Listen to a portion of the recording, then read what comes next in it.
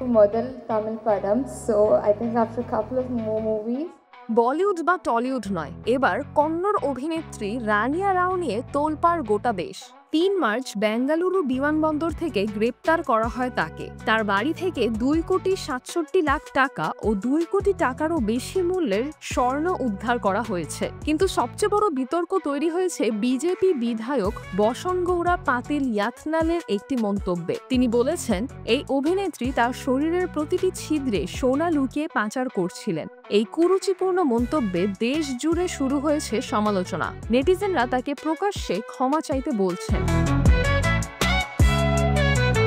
বিধায়কের দাবি, এই পাচারের সঙ্গে বেশ কয়েকজন মন্ত্রীও যুক্ত। তিনি বলেছেন, আমার কাছে সমস্ত তথ্য আছে, বিধানসভায় সব প্রকাশ করব। এদিকে পুলিশ বলছে রানিয়া রাও তদন্তে সহযোগিতা করছেন না, বরং তিনি অভিযোগ তুলেছেন তাকে মারধর করা হয়েছে, জোর করে সাদা কাগজে সই করানো হয়েছে।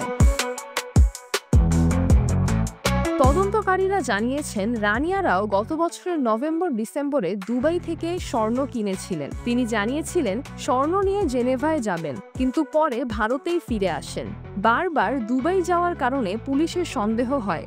চিত্রাতুল আভা, দৈনিক আওয়ার বাংলাদেশ।